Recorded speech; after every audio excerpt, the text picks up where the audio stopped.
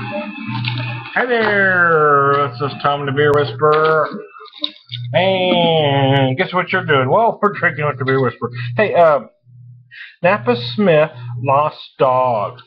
It is a 7.2% red ale, 35 IBUs.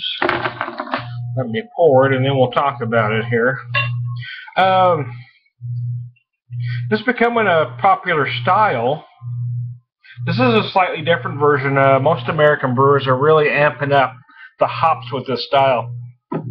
One of my favorites, and probably the best of the style, bar none, is the Grand Teton Pursuit of Hoppiness, which runs 8.5%, 100 IBUs. So it's basically a big red Imperial IPA. This one isn't that. At 35 IBUs, it's going to be more malty. It's interesting. You can see there it is. It's cloudy.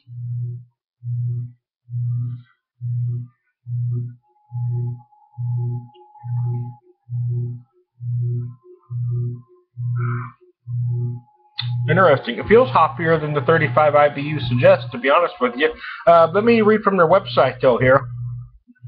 That's an American red ale, available year-round from them. Alcohol by volume is 7.2. Color mahogany. I don't know if I'd call that a mahogany, would you?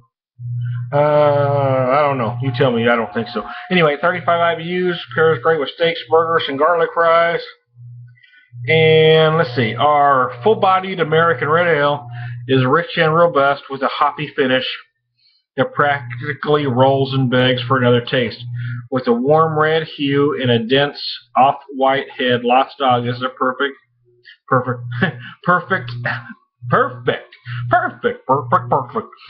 ale to share with someone special or a long-lost friend.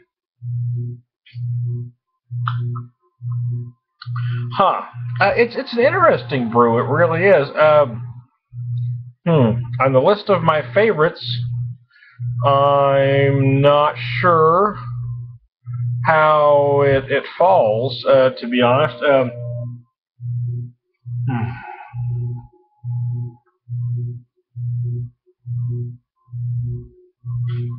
But if you like the style, it's certainly worth a look.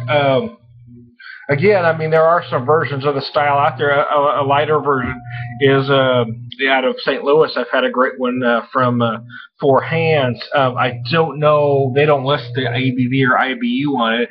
I think it's probably in the 6 to 6.5 neighborhood, if I'm a guessing man. Hop-wise, I'm guessing it's probably 50-ish, but it's a fine beer. This one is 7.2. I don't know. I don't know if it feels 7.2.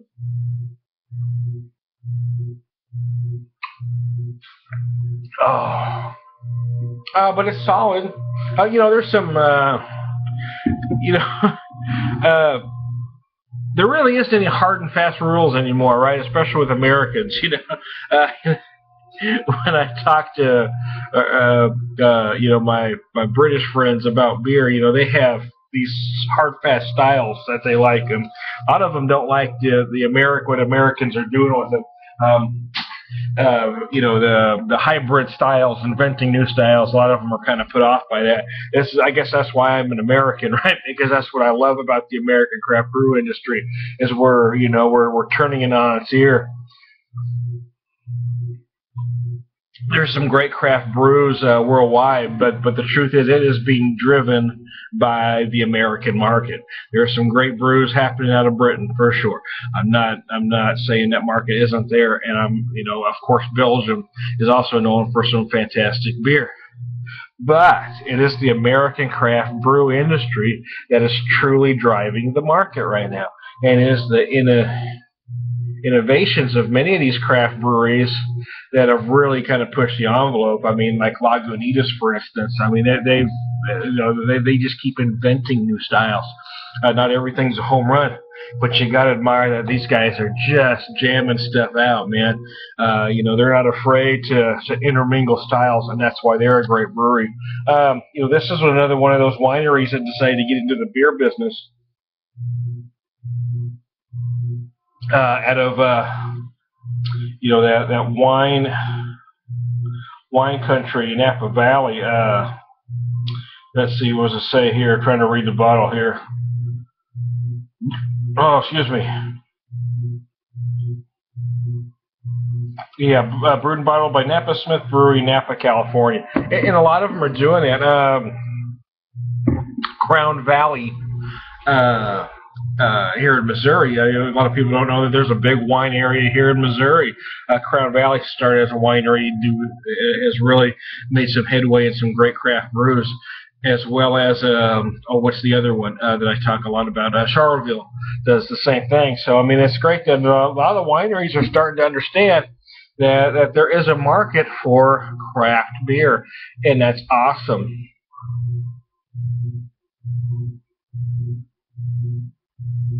Again, I kind of got off topic there. I was going to say something else, and I ended up into that whole speech. What I was going to get into is what constitutes a session beer. Well, for me, I've even had some people say it's anything above 5%. For me, it's 6% is the number. I think anything under 6% I can session. Anything above that is not. However, what do I constitute as a big beer? Well, anything above 8%. So by my own scale there, I have a gray area between 6 and 8%. But I don't think a 7.5% beer is considered a big beer. But I also don't think it's sessionable. I mean, of course, there are some people that are going to brag and say, "Well, I could drink 7.5% all night long," and most of them are lying to you. Very few people can, and those that can drink way too much, because the average guy that's sipping and enjoying, that's taking it easy and enjoying craft beers, nobody can session 7.5% beers and be healthy. So I don't know what you call that, 6 to 8%. I just don't feel 7.5% is a big beer, but I also don't feel that it's a session brew. Because anything above 6, I mean, if you try to session, you're on borrowed time, baby, and that's the truth. Wow, this is good. Why did I buy it? Well, because it was on sale. And again, it had been running about $10 a 4-pack, which I'm really not going to pay for. I'm just not. But one of my local beer stores is phasing out the brand. So I actually got it for $4 a 4-pack. It is every bit worth $1 a beer, and that is no kidding. I just wasn't going to pay $2.50 a beer for it to go home and drink it. You know what I mean? But for a buck of beer, what the hell, man? It's good. For 7.235.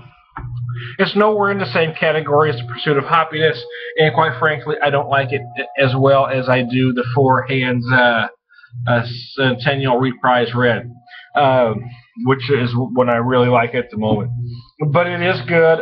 If you can find it in your market, you should try it to see what you think of it. I am a fan of this style.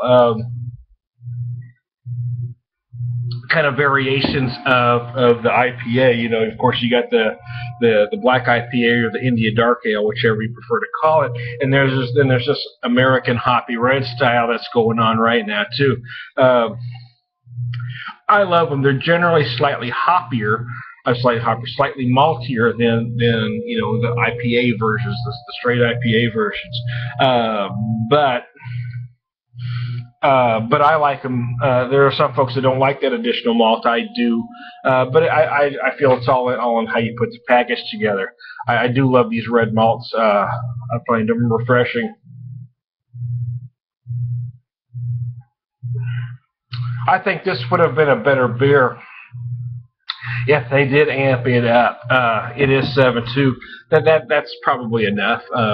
But I would have liked to seen the IBUs get up to at least 50, if not 60, and then I think they'd have a memorable style. What they have here is a very likable, tasty brew, but nothing extremely memorable, and that's because that's what well, for me anyway, that's what most American craft beer drinkers are starting to expect from this style is something to remember. If they had a little more hoppage in there, hoppage. I'm coining that phrase, hoppage. Uh, hoppage. If they had some more hoppage in here, it'd be more memorable. As it is, I mean, it's a solid malty beer with a nice hop finish, but it isn't anything that I probably won't even remember. A month from now, it's not going to be one that comes up in conversation. Mm. Oh, I'm drinking out of my Boulevard glass. I hope they don't mind. That's a nice glass. I got that for Christmas. Oh, it was in a set. Anyway, I like that glass.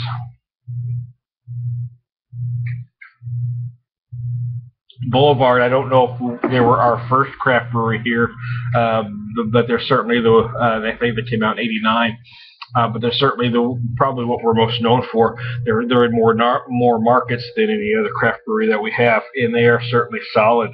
A great session line, and they're really starting to knock them out of the park with their smokestack line, which is their bigger brews.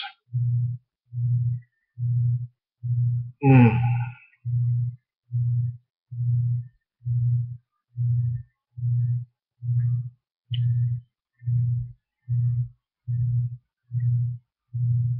Near the end there, I was getting a lot of caramel going on. Some buttery caramels and some citrusy hops happening. Actually, the last bit of it was actually better, so maybe I had her a little too cold to start with, so it might be something you think about too. But give it a shot if you can. Again, it's a good beer. It's not one that lit my world on fire, but it is certainly solid. It's just not one that I'm personally going to pay $10 a 4-pack for. But, you give it a shot, see what you think. Hey, this is Tom with the Beer Whisperer. You just had a beer with the Beer Whisperer. Yeah, I'm getting out of here. Oh.